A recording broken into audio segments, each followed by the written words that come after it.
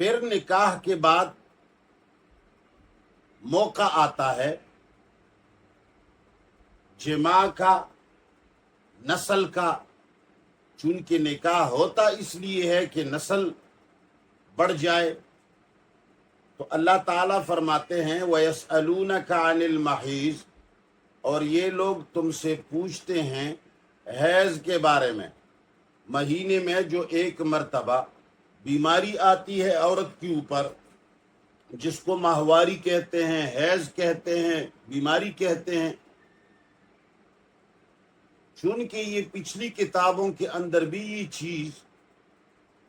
ممنوع تھی، سارے مکاتب فکر عورتوں کے ساتھ ایسے زمانے میں نہیں ملا کرتے تھے، لیکن اس میں افراط اور تفریط بہت زیادہ تھی۔ کچھ لوگ عورتوں کو اتنے الگ کرتے تھے کہ ان کے ساتھ کھانا تک نہیں کھاتے تھے اور ان کے ہاتھ کا پانی تک نہیں پیتے تھے۔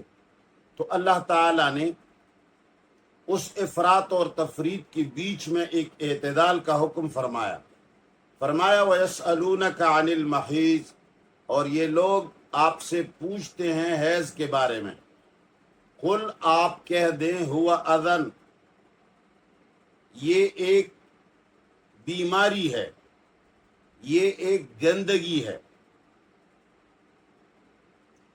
جس سے ضرر پہنچتا ہے، یہ ایک مضر چیز ہے، لہذا فاعتزلوا النساء، تم عورتوں سے دور رہو، فی المحیض، اس حیض کے دوران۔ یہ ایک ضرر رساں بیماری ہے، لہذا حیض کے دوران عورتوں سے دور رہو۔ معنی یہ ہے کہ ان کے ساتھ جماع نہ کرو، اس لیے کہ جماع کرنے سے کچھ بیماری لگ جاتی ہے، اور ویسی بھی ایک تلویث ہے، گندگی ہے، اور اللہ تعالیٰ گندگی کو پسند نہیں فرماتے۔ وَلَا تَقْرَبُوهُنَّ، اور ان کے قریب مت جاؤ، حتیٰ یہاں تک یطہرن، کہ جب وہ پاک ہو جائیں۔ جب تک عورت نے پاکی کے کپڑے تبدیل کر کے غسل نہ کیا ہے تو اس وقت تک اس کے قریب نہ جاؤ۔ فَإِذَا تَطَهَّرْنَ، جب وہ خود کو پاک کرے، یعنی وہ بیماری بھی بند ہو جائے اور اس کے بعد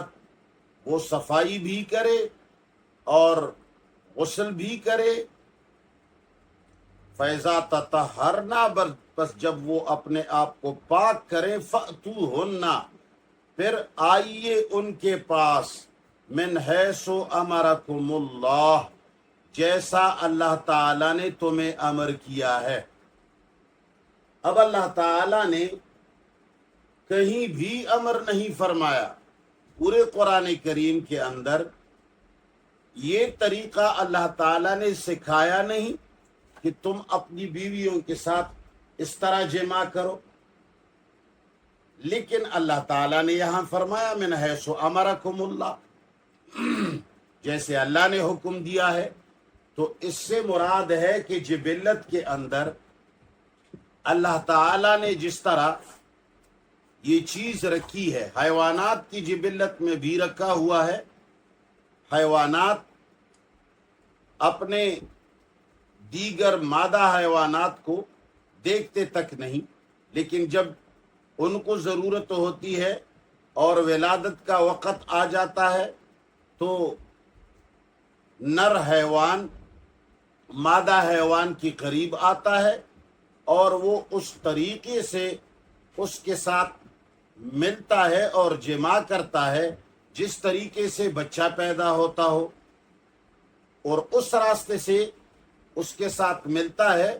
جس راستے سے بچہ پیدا ہو رہا ہو۔ چونکہ حیوانات کے اندر بھی تو دو راستے ہیں، مگر وہ حیوان کی جبلت میں بھی اللہ تعالیٰ نے یہ بات رکھی ہے کہ وہ اپنے مادہ حیوان کے ساتھ اس جگہ میں جماع نہیں کرتا جس جگہ میں تلویث ہے اور اولاد پیدا نہیں ہوتی۔ تو اس لیے اللہ تعالیٰ نے یہاں جبلت کی طرف حکم کیا۔